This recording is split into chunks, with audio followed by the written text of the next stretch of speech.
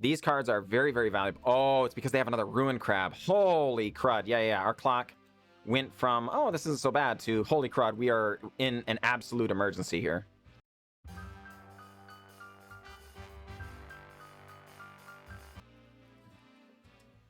Greetings, everyone. I am glad to be here, and I am glad you are here. It's a party! Today's jank is in Standard, and we're trying to make use of the party mechanic. We are doing it a little differently than you may have seen in the past. There isn't a ton of support in the client for party as of yet. Maybe in some future sets there'll be more added, but currently, when it was introduced here in Zendikar, there's only a few payoffs, and the actual number of clerics, rogues, wizards, warriors, and all that, very not super robust, right? So, people have explored a lot of it. Many times it's 5-color and things. We're trying Mardu. Notably, no blue, no green. So what's the biggest card we lose by going Mardu? Well, in my opinion, there are plenty of very powerful wizards. It's true, but the best card here is the Tazri Paragon. It's also a cleric, rogue, warrior, and wizard. It is all of those things. It's only going to count for one party, but it will always fill in the gaps that you would need for the party, right? It's also a 3-2 for 2, so very reasonable stats, just casting the card very normally, getting nothing from it. It's a strong card, but when it enters, if it was kicked, so you could pay 5, if it was kicked, reveal the top 6 cards of your library. You may put a card that shares a creature type from into your hand, put the rest on the bottom. So, just getting your party to come online, Tazri very strong. Notably, we're missing that because we're in Mardu. There's a strong case we made that maybe the better thing might be, let's say, Naya. So we would lose our black cards and go with green and get those, still staying relatively aggressive. I don't know. We'll find out, though. So note, we've mentioned what's not in the deck. What is in the deck? Well,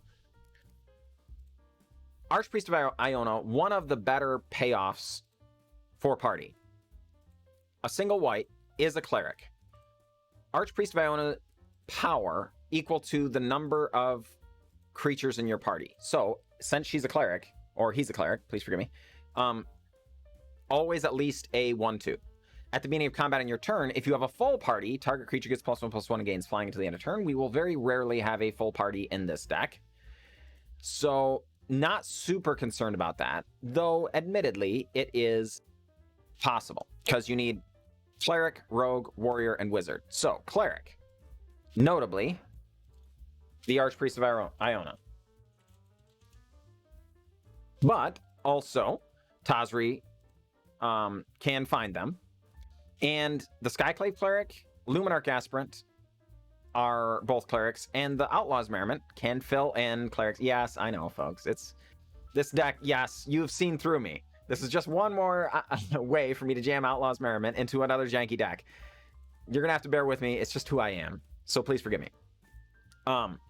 But clerics should be not too difficult to get clerics. How about warriors? Let's ask that question. This one a little more difficult. Legion Angels and Winotas. Yeah, we are running Winota, just 2. Respecting the legend rule. We're not trying to do Winota abuse here, but I do think it's a pretty strong card, all things considered, and more importantly, is a warrior in our colors. And Outlaws Merriment can also make warriors, of course. How about rogues? How's our rogue count? Surprisingly robust. Robber of the Rich. It's just a 1-of. I wanted more, but we couldn't justify it because I had to get 4 Relic Robbers in because, darn it, I have a weakness for Relic Robber. The Blackbloom Rogues are actually kind of interesting here. They help us make our land drops. They help fix our colors for black. We don't have a lot of black in the deck. But also can just be a rogue. Very strong indeed for this archetype. Notably also Zagras. Costs less for each creature in our party, so it can come down as a 4-drop pretty easily in this deck, and is a rogue. So very notable. And lastly, wizards. Well, in Mardu, as you can expect, there aren't a ton of wizards. But Magmatic Channeler is a very strong card for this archetype, helping make sure we don't flood out too much or don't legend rule ourselves too heartily, because we do have 2 Winotas, 2 Tazris, and 2 Zagras. So at any given time, we could end up with extra ones of those. And it is a wizard. So one of our few ways of actually having a full party will include Magmatic Channeler, but it is strong. And notably, again, Tazri can find wizards, as does Coveted Prize. Search your library for a card, put it into your hand, shuffle your library. If you have a full party, you may cast a spell from CMC 4 or less from your hand without paying its mana cost. But notably, this can be a basically a demonic tutor to find Magmatic Channeler and fill our party should that be the case. So outside of the party stuff, what else is in this deck? Well, as you can imagine, not much. Trying to get this party thing to go off, you don't have a lot of extra slots. So it's basically just the Coveted Prize, a couple of Banishing Light, and that's pretty much it. We get to pad our party count with both the Clerics and Rogues by having MDFCs in those spots, and the rest of our deck is relatively aggressive. Can we win some games with it? I'm confident. How many? I have no idea. Let's find out together, shall we? Here we are up against Lurrus the Dream Den. This likely means our opponent is on the cycling deck, because of course we are in standard. I think we've got to keep this hand. The hand is relatively strong. Our opponent is at 2002 miles per hour, which cannot be good for us. We're just, gonna try and get our party members on the battlefield, and they're gonna go real fast here. Oh boy, maybe not. They're milling us. Okay. All right, well, interesting. Let's Skyclave Cleric then. Yeah, how about that? I think we're going to want this on white, folks. We have a double white spell in our deck, and just not that many black cards. It's also up in the air as to whether or not we're going to end up actually casting this or using it as a land drop anyway. Because next turn, this is going to go on white. We're going to cast a Relic Robber. That almost scripted at this point.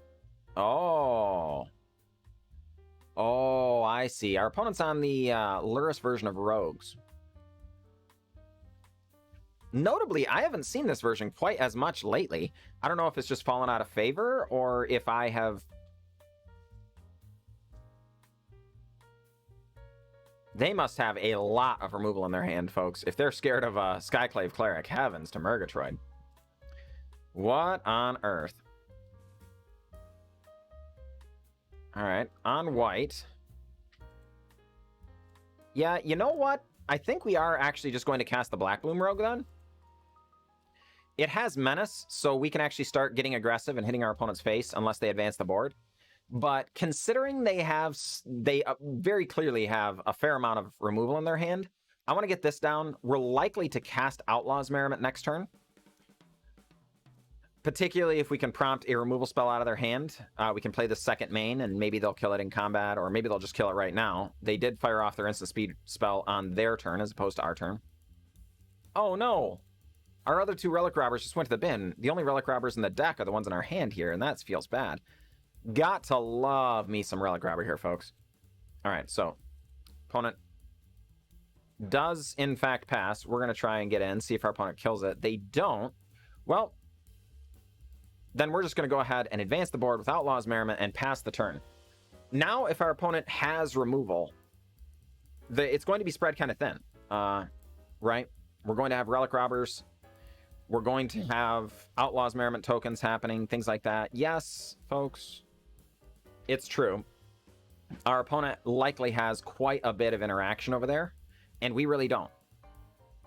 But you got to do what you got to do. I think we're at this point just priced into playing our cards as written, I wouldn't be surprised if our opponent has an Into the Royal. Notably, at least that card.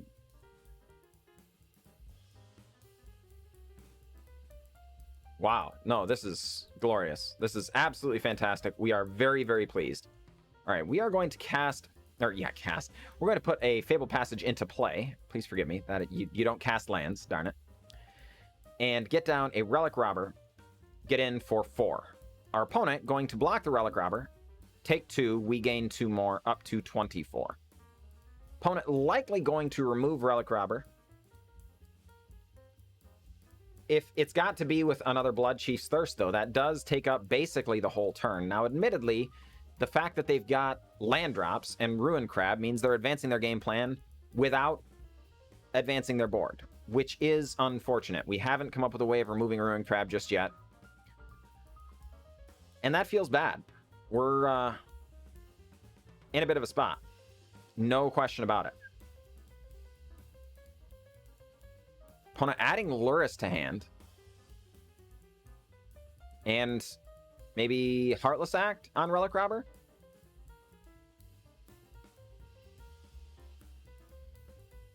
Opponent? Not quite sure what's going on over there. Wow! Holy cow, folks. Was not expecting that. Jeez Louise. Yes, please. Alright, yeah, let's just make it happen, as they say. Oh boy, we get a Soaring Thought Thief. That is a great card for them to not draw. We did not want them to get that card. They're going to take a lot of damage this turn. Yeah, indeed, all the way down to 10. Our opponent gets a Construct.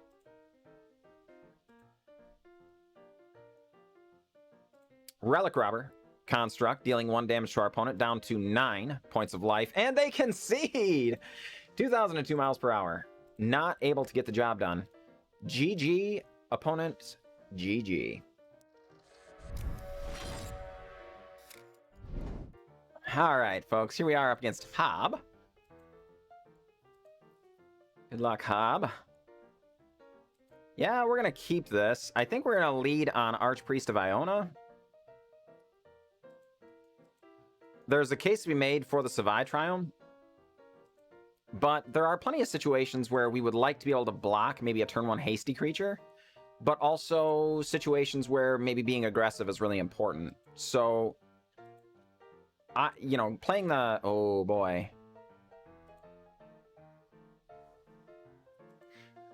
Oh, boy. Yeah, let's do this. Our opponent does not block. That can't be right. They saw we were tapped out. We did it pre-combat because we knew we had to get the counter on. But, yeah, that's a bit wild to me. Now, notably, folks, we can't cast the Relic Robber next turn unless we draw a red source. But drawing a red source would not be good news for us, right? That would be unfortunate. Okay. So let's go combat, put the counter on Archpriest up to a 3/4 and get in with Archpriest. Okay, Thieves Guild Enforcer going to do some milling. We are not surprised by that. Yep. Opponent going to chump with Merfolk Wind Robber. Also not overly surprised by that. We're going to cast the Skyclave Cleric, which maybe that could be surprising to our opponent. They may have thought they were going to be able to get free attacks in this upcoming turn because of the Thieves Guild Enforcer and all that, right? Whereas now they have to confront the possibility that we might be willing to double block. I'm not sure if we will or not, folks. They also might just drown in the lock, I guess. Eliminate. All right. We will not block. Yeah, okay. They don't attack anyway.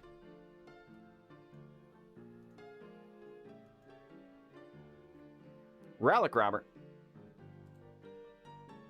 Yeah, let's put the counter on Relic Robber and just get in. Our opponent very incentivized to block here. Indeed. We're not thrilled about it, but we couldn't just let him block with Ruin Crab all day. And this card is pretty threatening to us, even if they're just trying to mill us out as opposed to be aggressive with the 3-2, which actually definitely appears to be what's going on here. The card is very strong. So let's Magmatic Channeler. We're going to see if this resolves before we do anything else.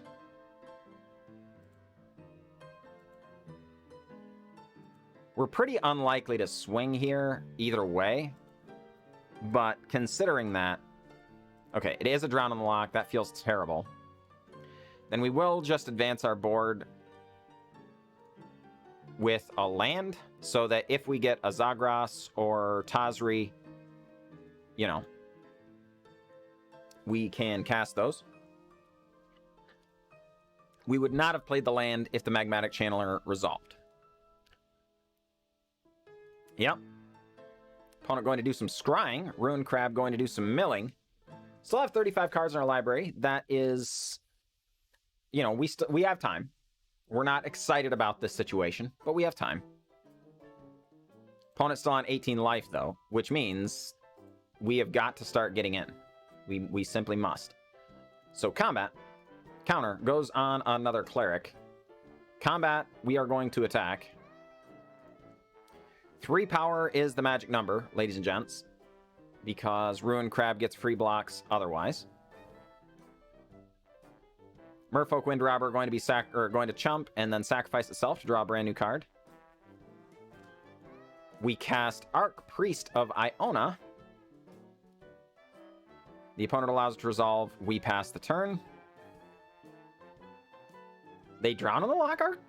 Oh, wow. Okay. All right. The Skyclave Cleric eating a Drown on the Lock is actually fantastic for us, folks.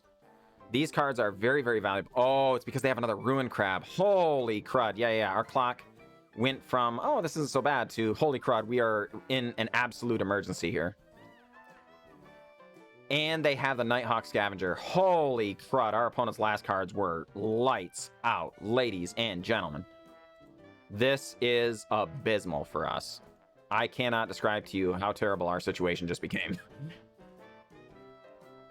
They can win both in the air and on the ground with our Ruin Crabs now.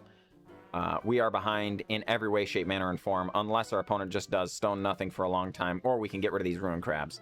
As it is, we are now down to 21 cards in library. They're going to mill 6 more. We're going to be down to 15 cards in library, even if the next card we get gets rid of a Ruin Crab. I don't know that we can win this game.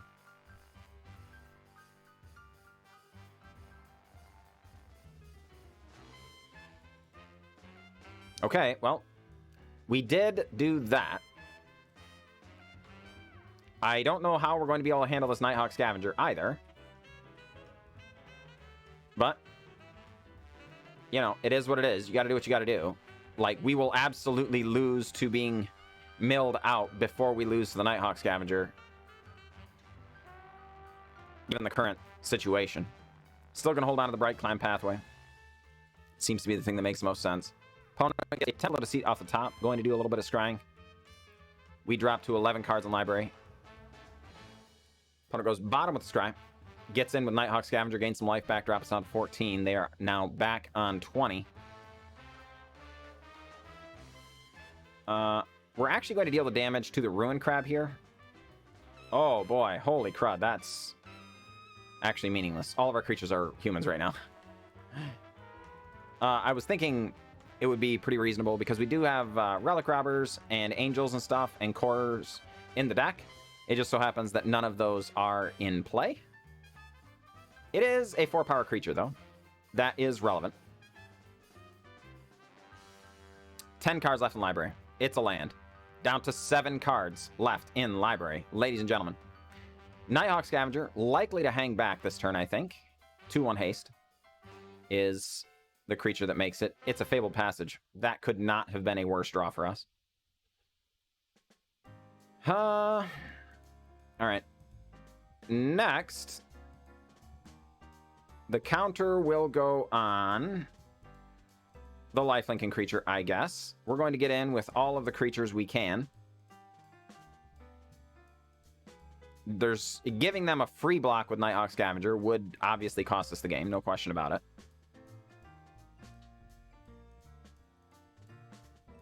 So, Winota being blocked by Nighthawk Scavenger.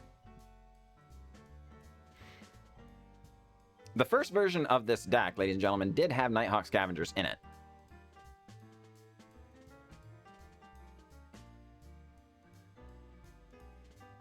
It's a land, gonna do some scrying, but ladies and gentlemen, I think that means we win the game, and holy cow, folks, that was a nail-biter.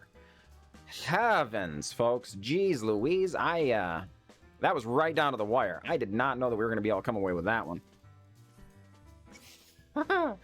Okay, so, again, for the record, 3 cards left in library.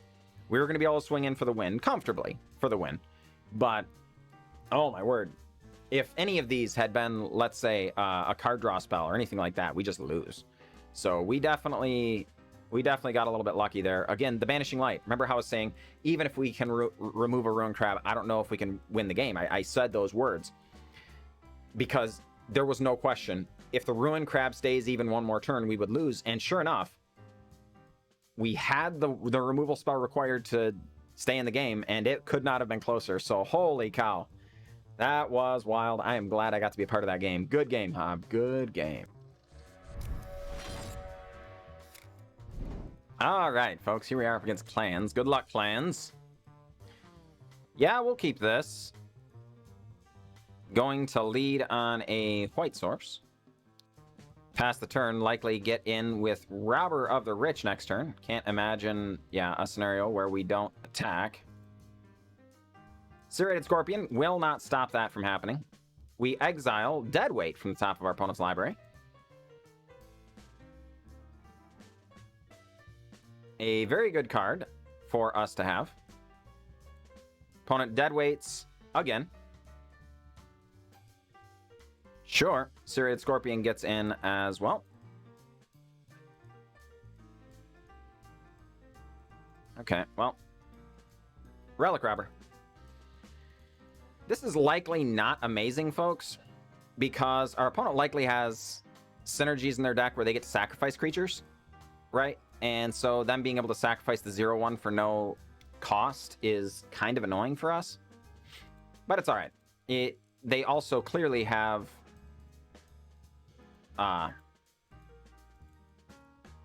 Hateful Eidolon synergies, and they have not been drawing cards with Hateful Eidolon. So that part is good. Down to 14 for our opponent. We're still sitting at a very healthy 18. Mire's Grasp. Still no Hateful Eidolon. Sure. Opponent. Foulmire Knight. 1/1 Death Touch coming on in. Serrated Scorpion going to get in for 1. We will take it. Pass the turn. Sure. All right. Savai Triumph going to enter tapped. Tazri, Beacon of Unity, going to come on down. We're going to give the counter to Luminarch Aspirant herself this time. Damage likely to be directed at, or creature destruction spells likely to be directed at Tazri rather than Luminarch Aspirant. It's Grey Merchant. As expected, that's a lot of damage, folks. For life loss, for life gained. Pretty annoying. Well. Yep.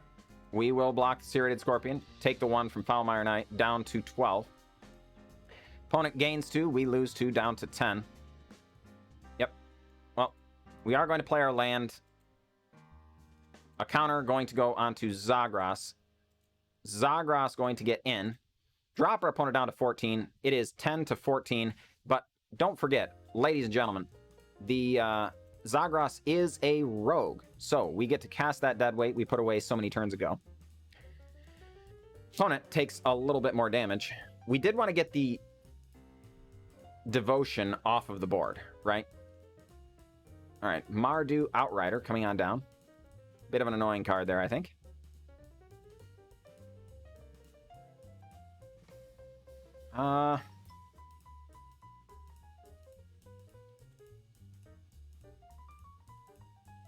Yeah, let's just do this so that our opponent doesn't have any good attacks. I think we're going to take this opportunity to activate Tazri. Casting the Archpriest is pretty tempting, but it doesn't lower the cost of Tazri's activation. Therefore, it's still going to be expensive. And yeah, just in case our opponent does something nasty like this, we may need the blocker, which is why we gave Luminarch Aspirant an extra counter.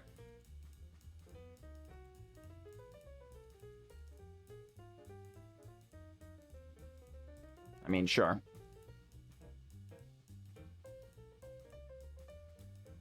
All right.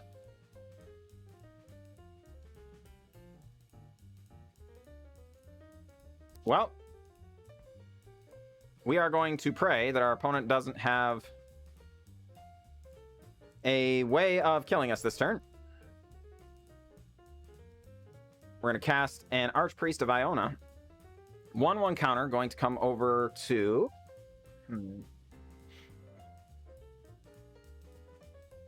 Yeah, I guess just the Archpriest. Again, trying to give ourselves favorable blocks if necessary. Opponent dropping to 7. Holy cow, folks. This is a close one, to be sure.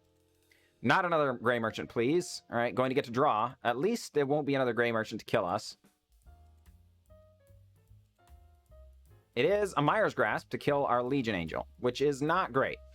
But we still have robust blockers back.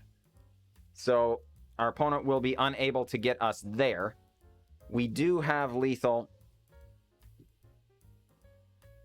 as it stands, though. Counter going on Zagras. We will attack with Zagras.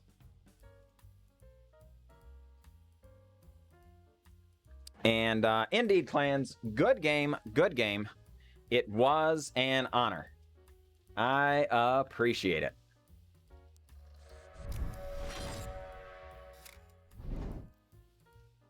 All right, ladies and gentlemen, we're back here looking at the deck, and what did we learn? Not much, honestly. We played 6 games. We won 3. We lost 3. There wasn't any games where we just weren't in it at all. The one game, in fact, we had things all but locked up, and our opponent just absolutely went off with Genesis Ultimatum. And, like, again, we had lethal the next turn.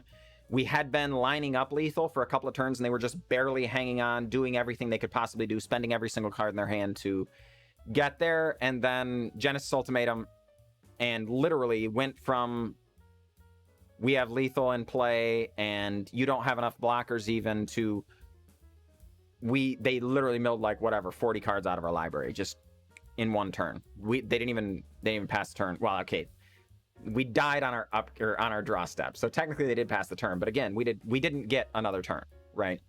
So on the whole, I think the deck did very well. As it was, we did split the games 50-50, and 2 of the games were very, very much right down to it, and honestly, things didn't quite break our way.